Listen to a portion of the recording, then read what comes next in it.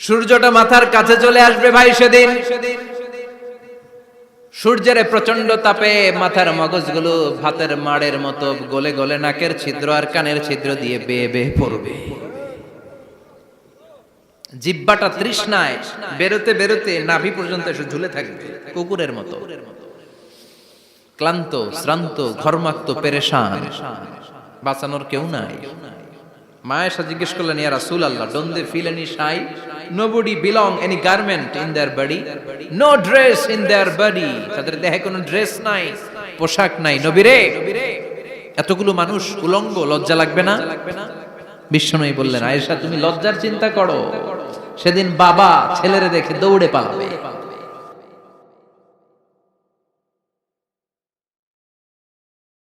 কিয়ামতের দৃশ্যটা কিরকম হবে এর নকশা খুব সংক্ষিপ্ত পরিসরে মাত্র 11টা আয়াতে আল্লাহ তুলে ধরেছেন।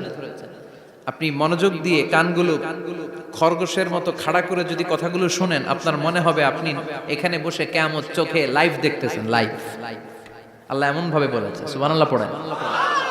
তা আসুন আমরা সরাসরি কিয়ামতকে দেখে আসি, আসলে কিয়ামতটা কেমন। বর্ণনা করছেন কে? আল্লাহ।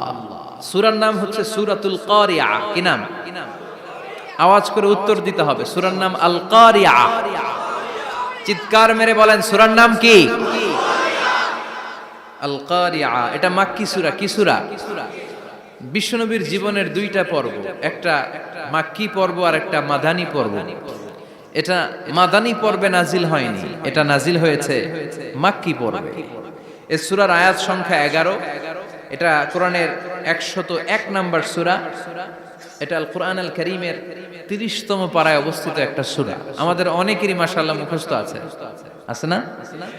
ইমাম সাহেব নামাজে প্রায় পড়ে, অনেকেরই মুখস্থ। শুনতে শুনতে কবে যে মুখস্থ হয়েছে আমাদের নিজেরাও জানি না। সুবহানাল্লাহ পড়েন। কোরআনের ভেতরে খালি বরকত, এটার সাথে লাগলেই বরকত, মসজিদে গেলেই বরকত। মনের অজান্তে আমরা এই সূরাকে মুখস্থ করে ফেলেছি।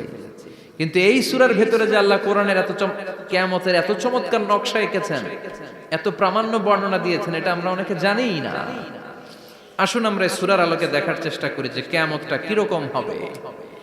আল্লাহ একটা শব্দকে এই সূরার শুরুতে 3 বার উল্লেখ করে আমাদের দৃষ্টি আকর্ষণ করেছেন। আল্লাহ tried to draw our attention by mentioning 3 times a word, and that is al-qari'ah. আল-কারিয়া শব্দটাকে তিনি 3 বার উল্লেখ করে আমাদের দৃষ্টি আকর্ষণ করেছেন। একটা শব্দ 3 বার বললে মানুষের দৃষ্টি আকর্ষিত হয় না? যেহেতু এটা আরব দেশে নাজিল হয়েছে, আবার মক্কায়, মক্কার লোকেরা আরবি বুঝে, তাদেরকে প্রথম বলা হলো আল-কারিয়া।